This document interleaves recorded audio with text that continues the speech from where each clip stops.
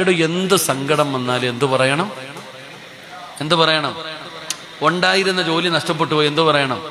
നാളെ ജോലിക്ക് പോയപ്പോൾ നിന്റെ മുതലാളി പറയാ ഇന്നത്തോടെ പൊക്കോളാൻ, അൽഹംദുലില്ലാ ഭായ്.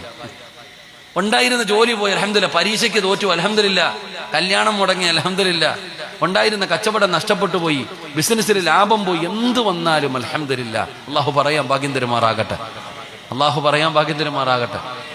നിങ്ങൾക്ക് തോന്നുന്നുണ്ട് എനിക്കിത്തിരി ഓളം ഉണ്ടെന്നില്ലേ? എടാ, ആരെങ്കിലും ഉള്ള ജോലി നഷ്ടപ്പെട്ടു പോയാൽ അൽഹംദുലില്ലാ പറയോ? പരീക്ഷ എഴുതിയിട്ട് റിസൾട്ട് നോക്കി തോറ്റുപോയി അൽഹംദുലില്ലാ പറയോ?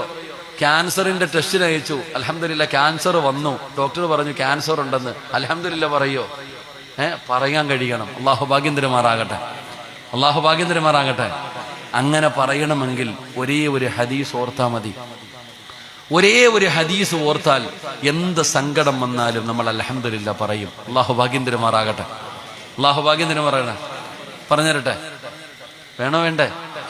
എന്ത് സങ്കടം വന്നാലും പോട്ടെ, ചങ്ങായി വിട്ടേക്കും, പോട്ടെ അൽഹംദുലില്ലാ. അത് പറയണമെങ്കിൽ ഒറ്റ ഹദീസ് ഓർത്താൽ മതി. അള്ളാഹു ഹദീസ് പഠിക്കാൻ ഭാഗ്യം തരുമാറാകട്ടെ. നിങ്ങൾ പറയോ അൽഹംദുലില്ലാ? പറയോ?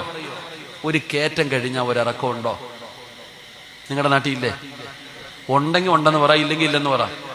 ഒരു കയറ്റം കഴിഞ്ഞാൽ ഒരിറക്കം ഉണ്ടോ?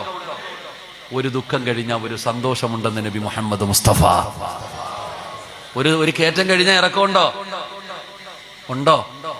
അപ്പൊ ഒരു കയറ്റത്തിന്റെ പുറകിൽ ഒരിറക്കമുണ്ട്, ഒരു ദുഃഖത്തിന്റെ പുറകിൽ ഒരു സന്തോഷമുണ്ട്.